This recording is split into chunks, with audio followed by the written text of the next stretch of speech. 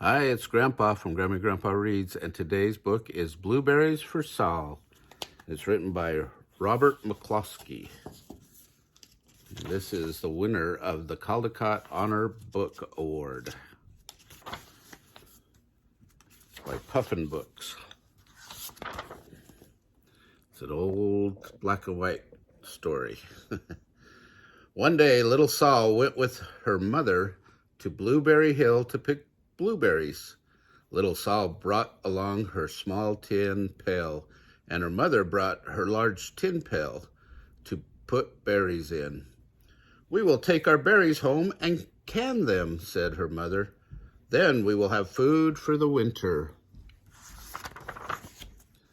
Little Sal picked 3 berries and dropped them in her little tin pail. Kaplink, kaplunk, kaplunk. She picked 3 more berries and ate them. Then she picked more berries and dropped 1 in the pail, kaplunk, and the rest she ate. Then little Sal ate all 4 blueberries out of her pail. Uh-oh.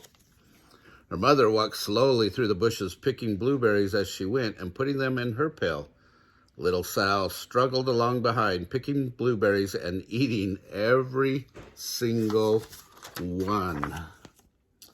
Little Sal hurried ahead and dropped a blueberry in her mother's pail. It didn't sound kaplink because the bottom of the pail was already covered with berries. She reached down inside to get her berry back, though she really didn't mean to. She pulled out a large handful because there were so many blueberries right up close to the ones she had put in.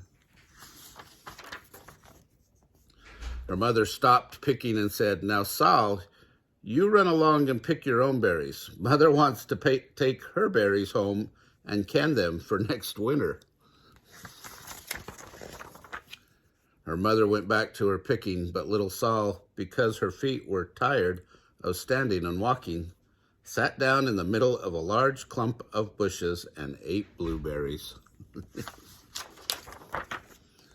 On the other side of Blueberry Hill, Little Bear came with his mother to eat blueberries. "Little Bear," she said, "eat lots of berries and grow big and fat. We must store up food for the long, cold winter." Little Bear followed behind his mother as she walked slowly through the bushes, eating berries. Little Bear stopped now and then to eat berries. Then he had to hustle along to catch up. Because his feet were tired of hustling, he picked out a large clump of bushes and sat down right in the middle and ate berries. Sound familiar? Over on the other side of the hill, little Sal ate all of the berries she could reach from where she was sitting. Then she started out to find her mother. She heard a noise from around a rock and thought, "That is my mother walking along." But it was a mother crow and her children, and they stopped eating berries and flew away, saying, "Caw, caw, caw." Then she heard another noise in the bushes and thought, "That is surely my mother, and I will go that way." But it was Little Bear's mother instead. She was trampling along, eating berries and thinking about storing up food for the winter. Little Sal tramped right along behind. Scary. By this time, Little Bear had eaten all the berries he could reach without moving from his clump of bushes. Then he hustled off to catch up with his mother. He hunted and hunted, but his mother was nowhere to be seen.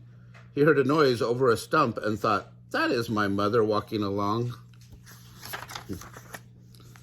But it was a mother partridge and her children. They stopped eating berries and hurried away. Then he heard a noise in the bushes and thought, "That is surely my mother. I will hustle that way." But it was little Sal's mother instead. She was walking along picking berries and thinking about canning them for next winter. Little Bear hustled right along behind. Little Bear and Little Sal's mother and Little Sal and Little Bear's mother were all mixed up with each other among the blueberries on Blueberry Hill. You see Sal's mother and the little bear, and Saul and Mother Bear. Little Bear's mother heard Saul walking along behind and thought it was Little Bear, and she said, "Little Bear, munch, munch, eat all you, gulp, can possibly hold." Swallow.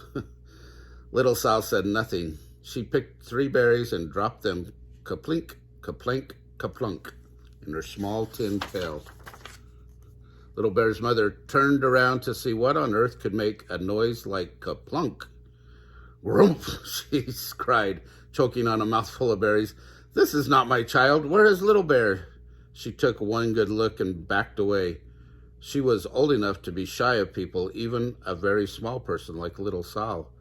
Then she turned around and walked off very fast to hunt for Little Bear. Little Saul's mother heard Little Bear trumping along behind and thought it was Little Saul. She kept right on picking and thinking about canning blueberries for next winter. Little Bear padded up and peeked into her pail, of course. He only wanted to taste a few of what was inside, but there were so many and they were so close together that he tasted a tremendous mouthful by mistake. "Now, Saul," said Little Saul's mother, without turning around, "you run along and pick your own berries. Mother wants to can these for next winter." Little Bear tasted another tremendous mouthful and almost spilled the entire pail of blueberries. Little Saul's mother turned around and gasped, "My goodness, you are not Little Saul. Where, oh, where is my child?" Little Bear just sat munching and swallowing and licking his lips.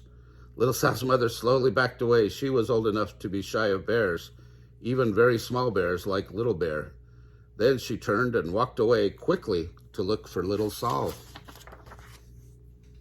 She hadn't gone very far before she heard a kaplink, kaplunk, kaplunk.